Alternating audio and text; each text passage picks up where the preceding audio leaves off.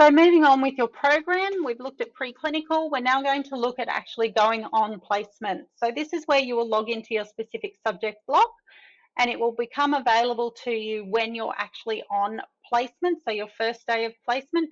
Prior to that, you'll be able to see things, but you won't be able to document them. So the first part is the start.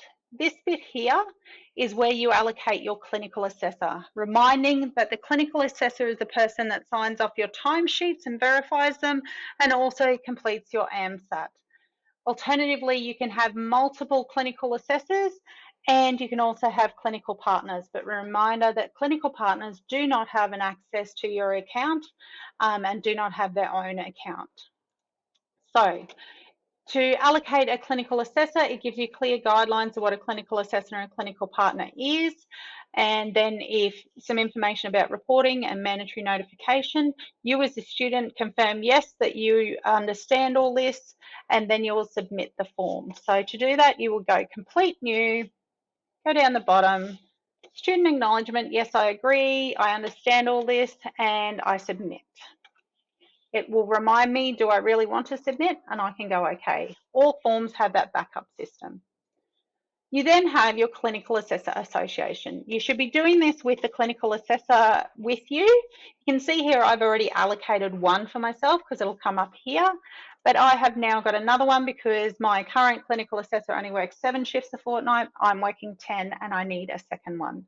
So the Clinical Assessor is to read and actually respond to this document. And importantly, the email that you provide for the clinical assessor should not be a Gmail or Hotmail. It should be a professional organisational email account, as this reduces the risk of spam or if you have complications of information being sent to the wrong places. We have included the option of a Gmail account or Hotmail only in the situation where we would have somebody like a private practicing midwife that their account may be set up through that way. But it's preferred that it will always use a professional account. So to complete this form, we go down and the actual clinical assessor reads it all and says, yes, I agree. They will then put in their details and they're going to be George Miller. Now be very mindful to make sure that you put the correct email address in here, or otherwise it will go to the wrong person and they won't have access to your account. And obviously some random person may have access to your account and be able to access your information, which is not what you would like. Okay, once you've put all that detail in, you can then go up and you can submit. If you didn't want to submit at the moment because you didn't have the email account, you can save and close for draft, or you can send it directly to the clinical assessor for them to do at a later stage. But it is preferred that you do it at this time. So submit. Yes, I do want to submit.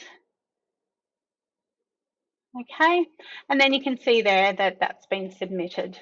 The email that the actual clinical assessor will receive will provide them with a way to actually access and complete their own. Now, because I've already previously got access, mine doesn't ask to actually provide access, but it does allow me to actually see that I've been allocated as a clinical assessor for this person. And if I click on here, it will open the page up